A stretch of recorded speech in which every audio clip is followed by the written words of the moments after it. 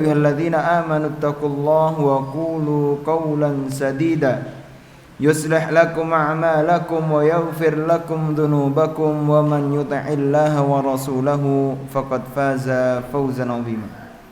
أما بعد فإن أصدق الحديث كتاب الله وخير الهدي هدي محمد صلى الله عليه وسلم وشر الأمور محدثاتها وكل محدثة بدعة وكل بدعة ضلالة وكل ضلالة في النار.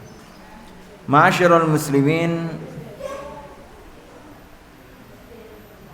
bapak-bapak dan ibu-ibu yang insyaallah dimuliakan oleh Allah Subhanahu wa taala.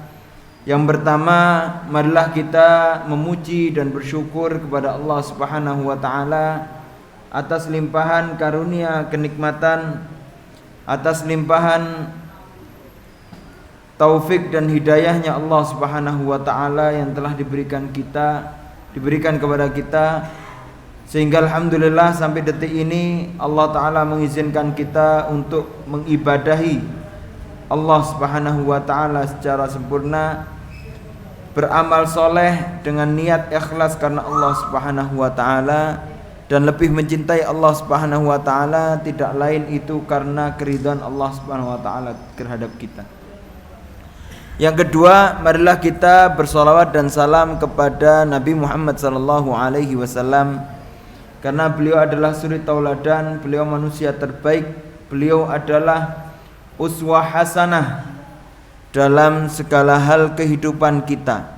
Maka pantaslah kita dan patutlah kita, seorang manusia yang hidup dan lahir di zaman umat Nabi Muhammad, maka kita perlu dan harus untuk mencontoh Rasulullah sallallahu alaihi wasallam dari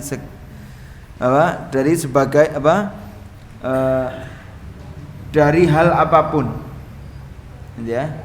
Kita perlu mencontoh Rasulullah sallallahu alaihi wasallam. Yang selanjutnya, alhamdulillah teman-teman, para ayah, para bapak-bapak dan ibu-ibu yang insyaallah dimuliakan oleh Allah Subhanahu wa taala, kita melanjutkan kajian kita, ya.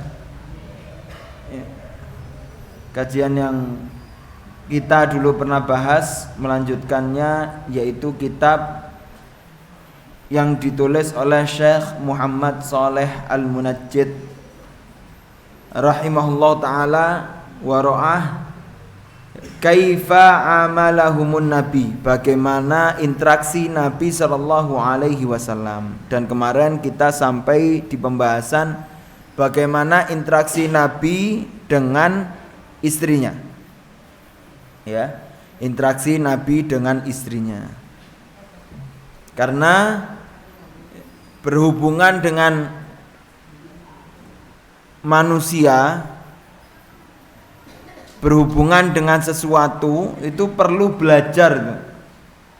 Karena kita nggak bisa berhubungan atau menggunakan sesuatu tanpa belajar.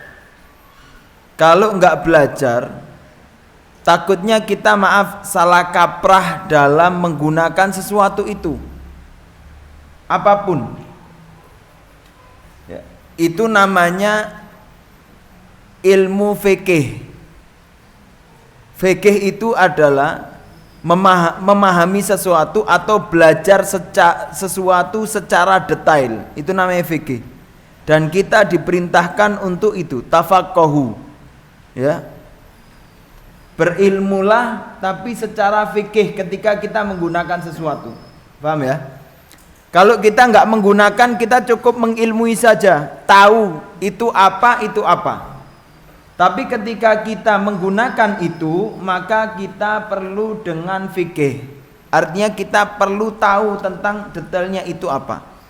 Contoh, saya tahu namanya gelas, tahu ilmunya gitu. Dah, itu namanya gelas untuk air, dah. Tapi ketika saya mau menggunakan gelas, saya harus tahu fikihnya. Apa fikihnya itu? Pemahaman secara detail. Ini ketika saya beli gelas, saya harus tahu fungsinya apa. Oh, gelas ini terbuat dari kaca. Fungsinya untuk menampung air. Dan air yang ditampung kira-kira takarannya segini, 250 ml. dan dia tidak boleh terkena atau diisi dengan air yang panas melebihi 100 derajat umpama gitu. Karena kalau diisi terlalu panas akan pecah. Atau gelas ini nggak boleh dibanting umpama gitu. Atau saya beli gelas plastik tapi gelas ini tidak bisa dipakai lebih dari 1 tahun seumpama. Itu namanya fikih itu. Jadi ketika kita berinteraksi dengan keadaan-keadaan demikian, kita harus mempelajari cara menggunakannya. Makanya dalam kitab Ta'lim Muta'allim, afdalul ilmi ilmul hal, wa afdalul amal hifdzul hal. Sebaik-baik ilmu adalah mempelajari ilmu yang kita berada di situ. Gitu ya. Berada di situ. Ketika saya belum menikah, ya cukup saya tahu bahwasanya ada perempuan mahram.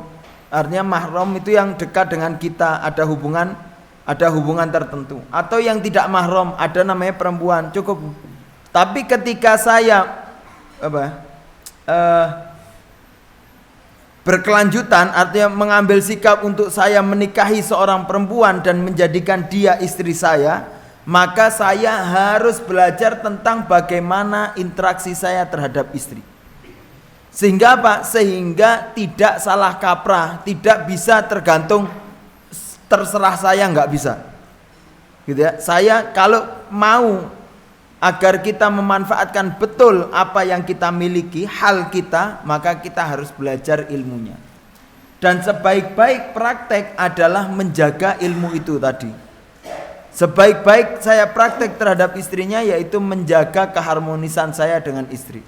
Sebaik-baik saya praktek amal saya, maka bagaimana saya menjaga keharmonisan saya terhadap anak-anak saya. Ya. Maka kenapa kok kita perlu belajar seni interaksinya Nabi terhadap istrinya? Karena kita sebagian dari kita sudah nikah, maka kita harus belajar bagaimana ya, mengilmui keadaan ketika kita betul-betul sudah memperistri seseorang, sehingga agar tidak salah kaprah dalam atau tidak sampai ya berperilaku yang kita anggap itu betul gitu. Tapi kita harus mencontoh ya, insya Allah sedikit demi sedikit agar kita jauh lebih sempurna dan lebih baik daripada sebelumnya. Dan kita praktekkan sedikit demi sedikit insya Allah. Selanjutnya itu. Baik, kita melanjutkan judul yang sebelumnya. Melanjutkan yaitu seni interaksi Nabi yang lain, interaksi Nabi ya dengan istrinya dengan gambaran yang lain. Di sini dikatakan wa kana sallallahu alaihi wasallam, kalau sebelumnya itu ya, Nabi, interaksi Nabi dengan istrinya yaitu Nabi meminum sesuatu, meminum dengan bekas tempat yang diminum oleh istrinya. Bukan bekas ya. Apa namanya? Apa sing biar ya meminum tempat yang pernah diminum istrinya lah gitu ya. Itu bukti romantisnya Nabi. Selanjutnya Nabi SAW pernah bersiwak dengan siwak yang alladzi tasawwakat bihi zaujatuhu, yaitu Nabi pernah bersiwak, pakai siwak gitu ya, dengan siwak yang pernah dipakai oleh istrinya Siti Aisyah gitu ya. Maka nggak boleh Pak sama istri terus gilo, nah itu lucu. Maka apa adanya lah gitu. Taib, diriwayatkan dari Aisyah radhiyallahu taala anha, qalat, beliau mengatakan, inna min ni'amillah alayya anna Rasulullah sallallahu alaihi wasallam tuwfiya fi baiti. Sesungguhnya termasuk kenikmatan dari Allah untukku, kata Aisyah, bahwasanya Rasulullah meninggal di rumahku. Ini kemuliaan yang dimiliki oleh Aisyah. Wa fi yaumi, dan ketika itu juga di hari giliranku Rasulullah meninggal. Wa annallaha jama'a baina riqi wa riqihi 'inda mautihi. Dan Rasulullah juga, dan Allah Ta'ala juga telah mencampur ya, liurku dengan liurnya Rasulullah ketika Rasulullah meninggal. Karena apa? Nanti ada. Dakhala alayya Abdurrahman, ketika itu Abdurrahman saudaranya Aisyah masuk ke rumah, wa biyadihi siwak, dan di tangannya Abdurrahman bin Abu Bakar saudaranya Aisyah itu membawa siwak. Wa ana musnadatun Rasulullah sallallahu alaihi wasallam, dan Rasulullah itu bersandar di diriku. Fara'aituhu yang duru ilaihi, dan saya melihat Rasulullah itu melihat siwaknya Abdurrahman. Nah, ini salah satu interaksi yang baik ini. Jadi antara suami dan istri itu tahu apa yang dimau. Diusahakan sebelum minta itu udah tahu kodenya gitu ya. Itu baik itu. Entah istri sebelum minta sesuatu suaminya sudah tanggap, atau suaminya sebelum mengharapkan sesuatu istrinya sudah tanggap. Nah, itu harmonis itu. Seperti Rasulullah belum minta siwak, Aisyah tahu, oh ini kayaknya Rasulullah mau minta siwaknya Abdurrahman. Ya, ojo nunggu dintek. Ya, jenengan gak ngomong. Lek ngomong tak tukok nih gitu. Padahal warungnya wis tutup. Dinteni emang sampai tutup biar gak minta mau gitu. Iki katanya bojoku luwe, tapi lek iki jalukane biasanya rodok larang mau gitu. Biar dulu. Biar sampai tutup baru ditegur. Kayak tadi minta tapi enggak ngomong gitu. Jangan, Pak. Dilihat istri, oh istrinya saya pengennya ini. Ditawari, mau gitu. Itu indah itu, Pak. Kadang istri itu butuh gitu, butuh kita tanggap ya. Belum ngomong disuruh nanggap gitu, suruh nanggap. Tapi ya itulah. Buktinya Rasulullah dan Aisyah juga mencontohkan. Ya para istri juga demikian. Kelihatan suaminya baru datang rumah capek, kelihatannya butuh minum, ya dibikinkan. Minum apa mas? Bikin apa? Teh, kopi gitu. Gitu ya. Itu lebih indah Pak daripada kita harus meminta. Ya, karena Rasulullah dan istrinya juga seperti ini. Tanggap. Aisyah tahu ini Rasulullah mau minta siwak ini. Araftu annahu yuhibbu siwak, dan saya tahu Rasulullah ini suka siwak. Fakultu, sehingga saya mengatakan akhidhuhu laka. Maka saya akan mengambil siwak itu untukmu wahai Rasulullah. Fa asyara bi ra'sihi, dan Rasulullah juga mengatakan dan mengisyaratkan dengan kepalanya. Naam, ya. Fatanawaltuhu, sehingga aku dapati siwak itu saya minta dari dari Abdurrahman. Fastadda alayya, ya. Wa qultu, terus ketika saya ambil siwaknya itu masih keras. Ya, masih keras. Wa qultu, dan saya mengatakan ulayyinuhu laka, ya Rasulullah, biar saya lembutkan untukmu ya. Layyin itu dilambut, karena siwak itu Pak, kalau kita beli enggak bisa langsung dipakai, enggak bisa. Harus ya Pak. Ya, kalau kita beli kulitnya dikupas atau langsung digigit. Oleh gigi nggak kuat bisa dikeprok dulu, biar jadi serabut depannya terus digunakan, gitu ya. Maka ketika Aisyah ulayyinuhu, artinya saya lembutkan, fa asyara bi ra'sihi, dan Rasulullah mengisyaratkan na'am, ya. Akhirnya faqadamtuhu tsumma madaqtuhu, setelah itu saya gigit dan saya dikenyah. Fa'ataituhu Rasulullah fastanna bihi. Setelah itu saya berikan ke Rasul. Otomatis kan maaf. Otomatis setelah digigit Siti Aisyah kan otomatis liurnya Aisyah juga nempel di siwak itu. Setelah itu diberikan dan Rasulullah juga akhirnya menggunakan fastanna bihi au istaka bihi, atau menggunakan siwak itu. Otomatis maaf liurnya Aisyah juga sampai masuk di wa huwa mustanadun ila sadri, dan dengan demikian Rasulullah otomatis sempat, dan ini yang disyukuri oleh Aisyah sampai liurnya masuk ke liur Rasulullah, dan Rasulullah meninggal dalam keadaan demikian. Setelah itu artinya itu kemuliaan, gitu ya.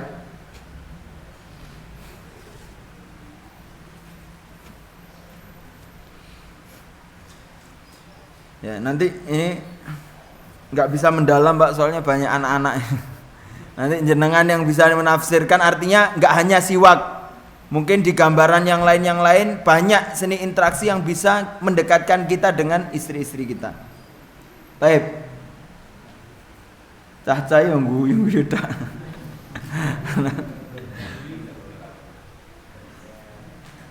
Sebagai motivasi biar nikah insyaallah. Terus selanjutnya, bahkan Rasulullah juga kadang tidur di di kakinya Siti Aisyah gitu ya. Itu tanda kedekatan Rasulullah dengan Siti Aisyah. Itu saja.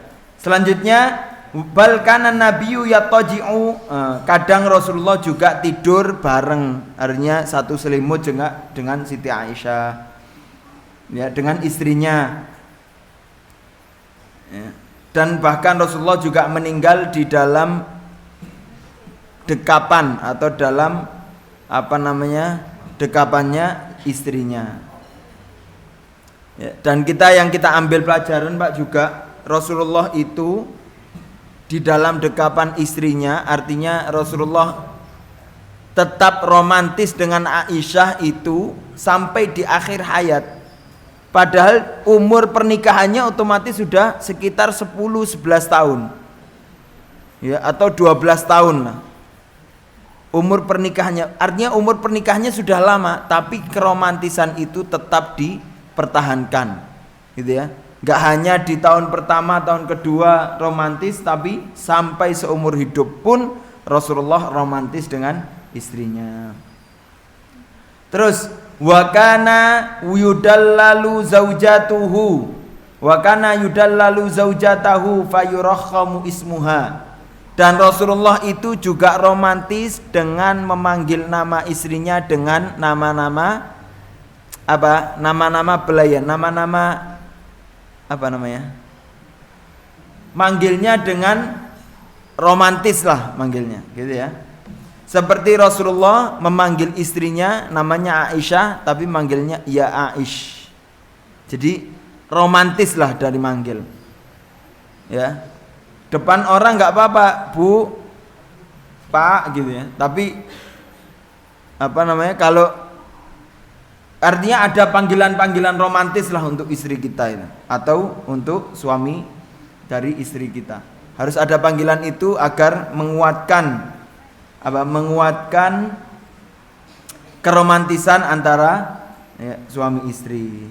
Sebagaimana Rasulullah SAW manggil istrinya ya Aish, hadza Jibrilu yukri'uki salam. Wahai Aisyah, ya Aish itu panggilan lembut atau panggilan panggilan kasih lah. Wahai Aish, sesungguhnya ini ada Jibril menyampaikan salam atau kirim salam untukmu. Fakultu, sehingga aku mengatakan wa alaihimussalam wa rahmatullahi wabarakatuh, dijawab. Dan Rasulullah juga memanggil istrinya dengan ya Humaira, wahai yang kemerah-merahan, atuhibbina antang duri ilaihim. Jadi ketika itu ya, di masjidnya Rasulullah itu ada pertunjukan orang Habasyah bermain pedang, dan Aisyah ketika itu ingin melihat karena ketutupan, ingin melihat, sehingga Rasulullah mengatakan ya Humaira, wahai yang kemerah-merahan, apakah engkau ingin melihat itu? Kata Aisyah, iya ingin melihat. Artinya ada panggilan yang baik, gitu ya, panggilan baik, dan itu diperintahkan oleh Allah Subhanahu wa taala. Jangan sampai kita memanggil orang-orang, apalagi orang yang kita cintai, orang yang dekat dengan kita, dengan panggilan yang tidak baik, naudzubillah. Ya, yang tidak baik, naudzubillah.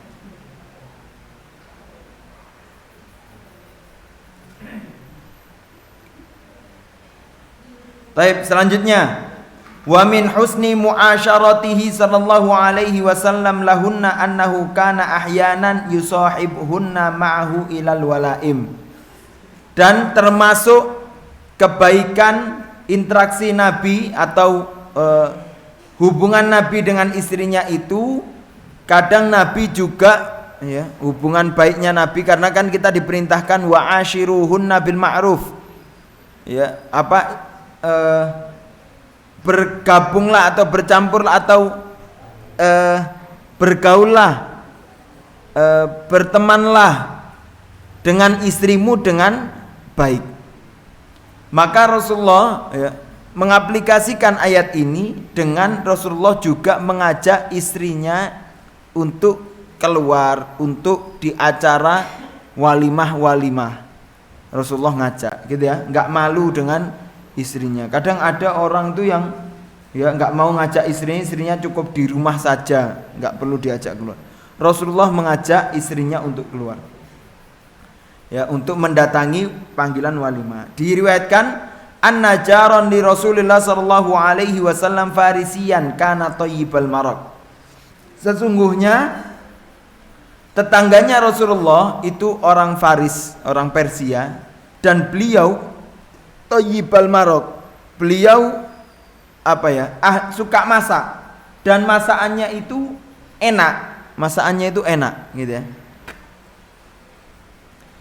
Fasona ali Rasulillah sallallahu alaihi wasallam tsumma jaa yad'uhu. Setelah itu orang Faris itu memasak untuk Rasulullah dan mengundang Rasulullah untuk ke rumahnya makan.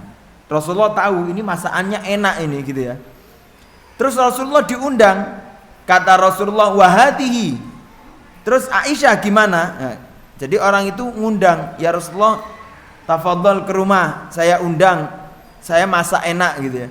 Kata Rasulullah, lah terus Aisyah bagaimana?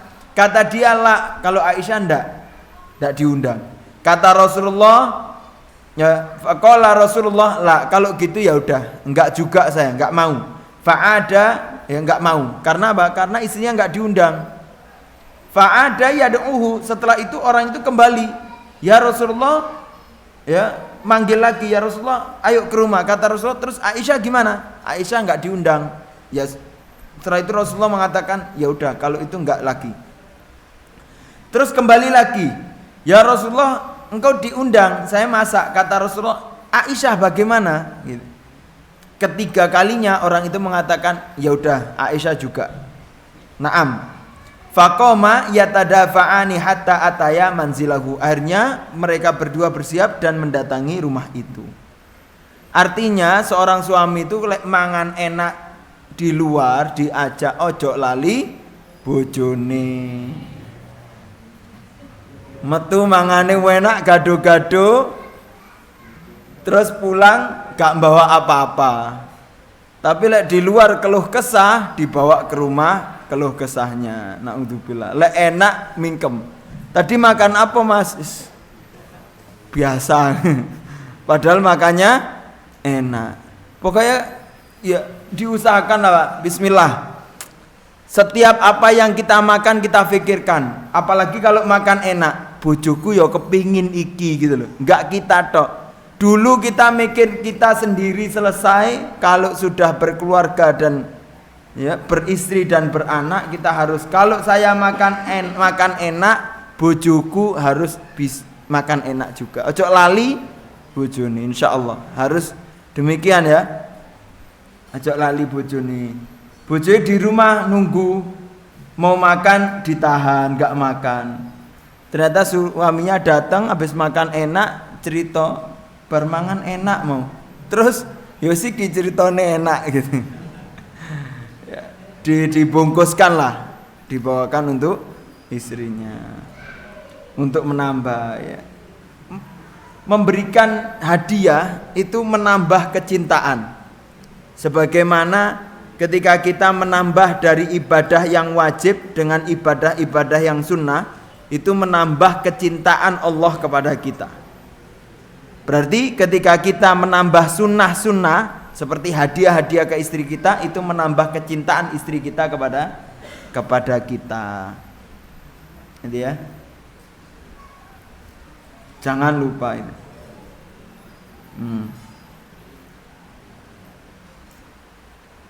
Baik. Selanjutnya, soalnya ini banyak ini bab-babnya ini, Pak. Kita agak cepat. Wa idza zarathu ihdahunna qama ma'aha yushayyi'uha hatta walau kana mu'takifan. Terus selanjutnya, seumpama kalau istri kita menjenguk atau menziarahi kita, maka kita, artinya kalau istri itu ada keperluan dengan kita, maka kita perlu untuk melapangkan waktu kita untuk memberikan waktu itu kepada istri kita. Ya. Bahkan meskipun dalam keadaan iktikaf itu waktu-waktunya menyendiri dengan Allah. Artinya waktu yang krusial, waktu yang penting. Tetapi kalau istri ada keperluan, kita harus melapangkan waktu kita untuk istri kita.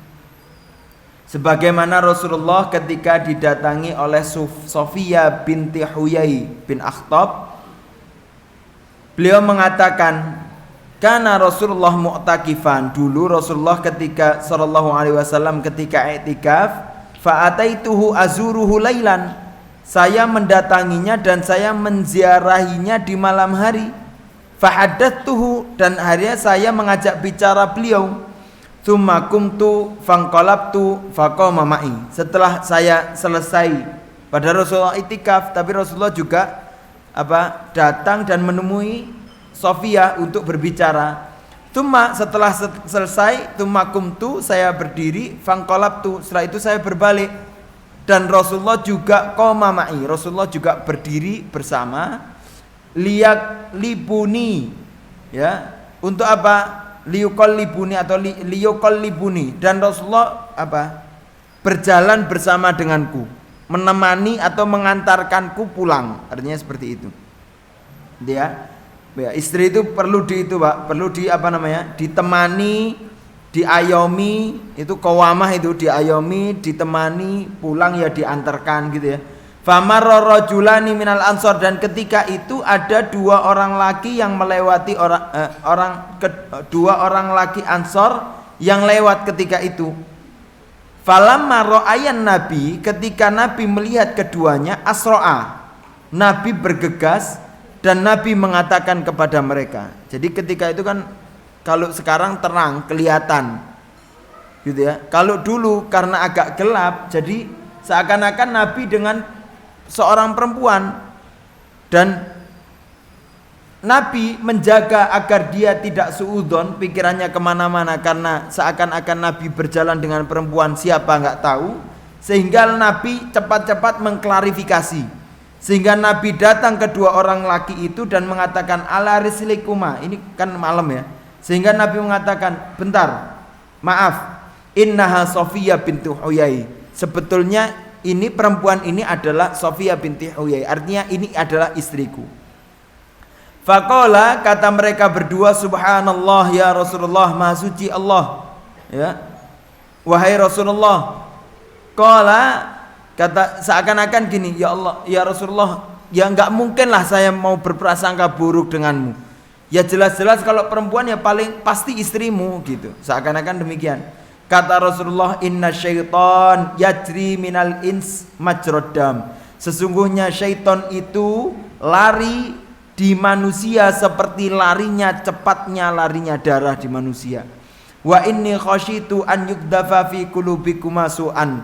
Dan saya takut kalau sifat buruk itu masuk dan tertancap di dalam hati kalian. Artinya takut sampai kalian suudzon, karena syaitan cepat itu.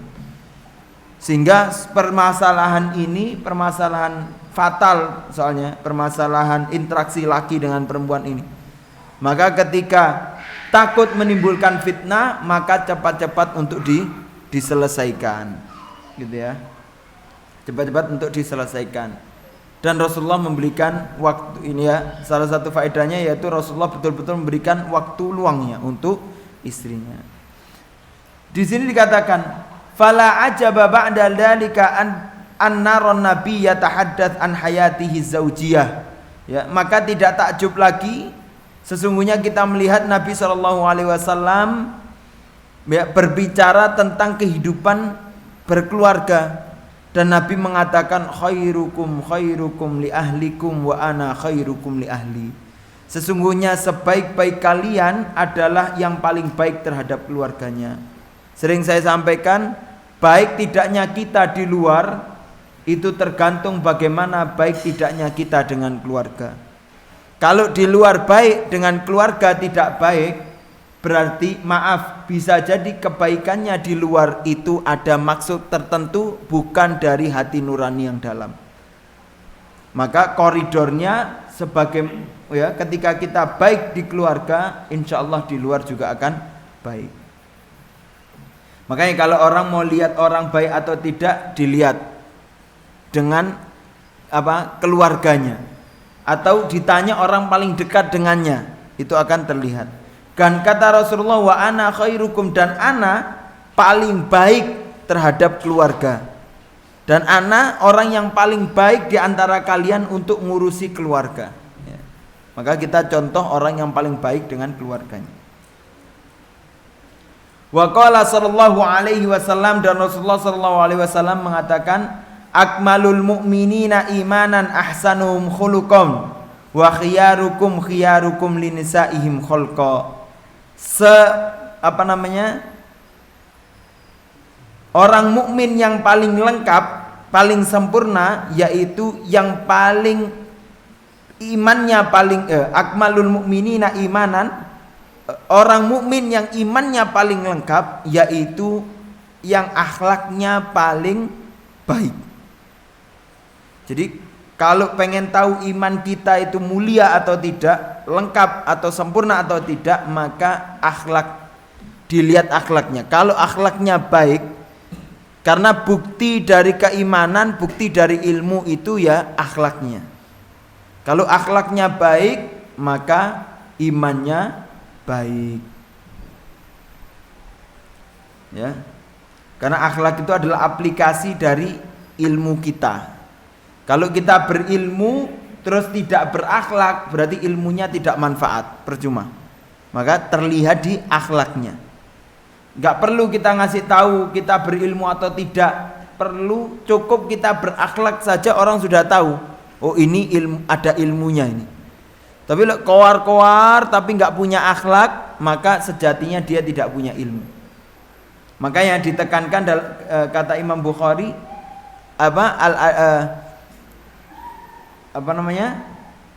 adab sebelum ilmu, adab qoblal ilmu. Adab itu harus lebih utama dibanding ilmu itu sendiri.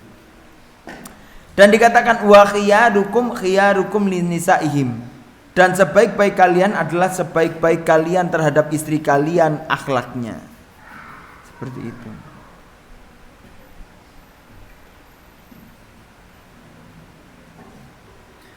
Dan dikatakan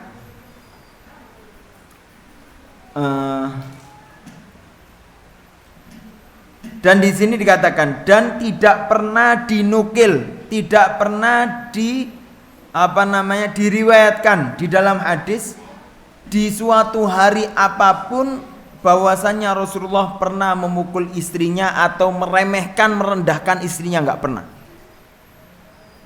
Paham ya? Ini usikum wa iya nafsi.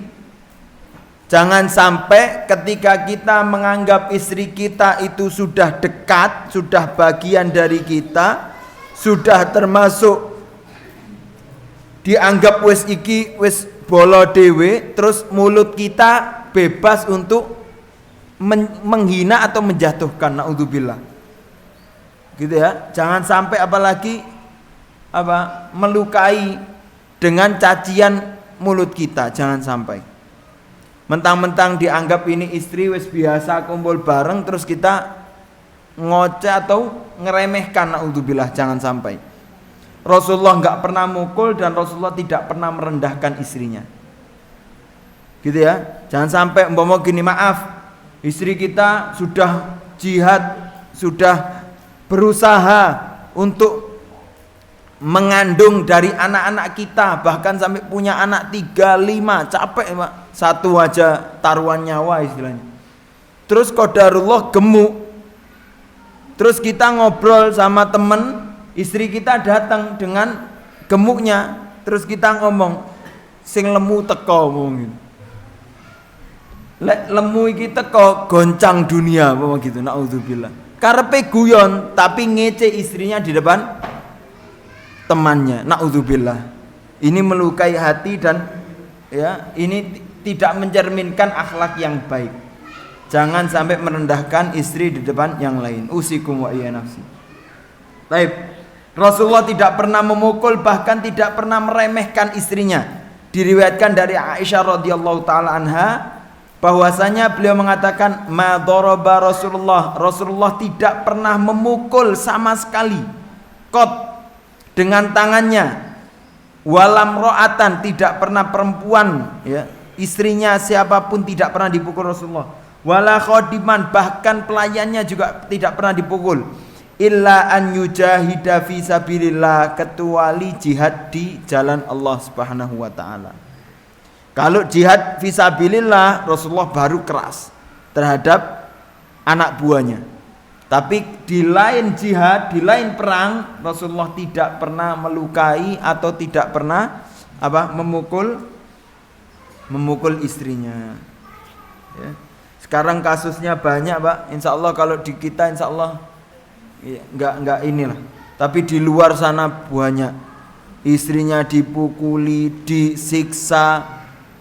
Ya, karena menganggap dirinya adalah pemimpin, seorang suami, anaknya disiksa cuman gara-gara kesalahan, seakan-akan mencoreng nama baik keluarga, naudzubillah, bahkan anaknya dibunuh, naudzubillah. Ini marak kejadiannya di negara-negara yang lain karena ya dia memberikan disiplin pada anaknya, ternyata anaknya ingkar, anaknya pacaran gitulah. Terus dia merasa tercoreng keluarganya sampai anaknya dibunuh, naudzubillah. Ini ketika orang ingin berdisiplin tapi disiplin tidak dengan ilmu Allah, maka ya salah kaprah, rusak semuanya, gitu ya. Naudzubillah.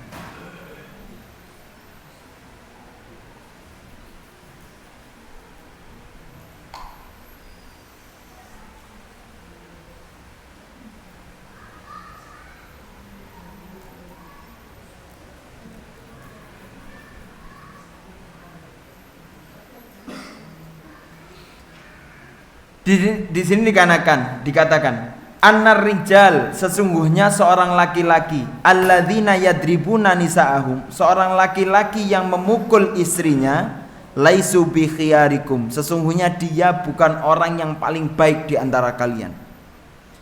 Ya, naudzubillah kalau ada sampai seorang suami yang cerita, saya habis mukul istri saya, gak kuat saya, pegel gitu. Berarti dia bukan orang baik. Ya, Rasulullah yang mengatakan bal khiyarukum, tetapi orang yang baik di antara kalian adalah la yadribuna nisa'ahum, dia yang tidak pernah memukul istrinya, wa yatahammalunahunna, bahkan dia sabar menanggung beban dari istrinya. Ya. Ada seorang syekh luar biasa. Ya, seorang syekh, orang alim ulama itu, Pak. Beliau seorang alim, seorang ahli ibadah. Tapi ternyata diketahui istrinya, Masya Allah, suka mencaci suaminya. Istrinya itu suka tidak menurut sama suaminya, padahal suaminya seorang alim. Bahkan sampai teman-temannya Syekh ini mengatakan, wahai Syekh, apakah kamu gak terbebani dengan istrimu yang demikian? Bolehlah engkau ceraikan ini, soalnya sudah keterlaluan. Paling tidak engkau ceraikan sehingga enggak menjadi beban. Kata Syekh itu, tidak, aku tidak mau menceraikannya. Ini adalah pemberian dari Allah dan aku harus sabar dengannya. Sejatinya aku perlu bersyukur. Malah aku harus bersyukur kepada Allah karena Allah Ta'ala telah memberikan aku kesehatan badan dan roh jiwa saya sehat. Karena saya berilmu, ya, belajar. Tapi Allah Ta'ala mengujiku dengan satu ujian, yaitu istri. Moga-moga ini adalah balasan dari Allah atas dosa-dosaku, karena aku berdosa sehingga Allah Ta'ala balas dengan ini. Semoga ini menjadi penghapusan dosa bagiku, dan semoga penghapusan dosa ini adalah penghapusan yang dicepatkan oleh Allah Subhanahu wa Ta'ala untuk menghapuskan dosaku di dunia, sehingga di akhirat aku tidak mempunyai beban dosa lagi. Kalau di akhirat bisa jadi bebannya pembalasan dosa itu lebih besar di mata Allah Subhanahu wa Ta'ala. Luar biasa, gitu Pak ya. Karena para ulama dulu, Pak, ini betul-betul berat emang di kita ini. Cuman inilah yang harus kita kerjakan sehingga kita menjadi orang-orang yang betul-betul orang yang sempurna. Karena sifat utama seorang laki-laki adalah toharo, pinter untuk introspeksi diri. Maka para ulama dulu kalau mendapati istrinya ya tidak baik seumpama, atau mendapati anaknya tidak baik, yang dikerjakan pertama itu bukan marah, langsung tangannya diangkat. Ya Allah, aku minta ampun. Jangan-jangan perbuatan dosa yang mereka kerjakan atau anak saya yang kerjakan itu karena dari buah dosaku. Jangan-jangan karena dosaku sehingga mereka tidak baik denganku. Naudzubillah. Gitu ya. Itu harus kita fahami. Tapi yang terakhir, Rasulullah juga mewasiatkan luar biasa kepada sahabat-sahabatnya tentang perempuan. Rasulullah mengatakan istausu bin nisa khairah. Ya, wasiatilah ya, atau bermuamalah dengan perempuan, dengan istri-istrimu dengan kebaikan. Fa inna hunna khalaqna min dila. Sesungguhnya istrimu itu diciptakan dari dila, dari tulang rusuk yang bengkok. Wa inna a'waju syai'in fid dila a'lahu. Dan sesungguhnya tulang rusuk yang paling bengkok itu adalah yang paling atas. Dan dari situ istrimu diciptakan. Fa in dahabta, kalau kalian pergi ingin menegakkan atau meluruskan ya tulang rusuk itu atau meluruskan istrimu dengan kuat, maka kamu akan mematahkannya. Karena kalau sudah bengkok ya kuat itu mau diluruskan susah. Kalau dipaksa patah.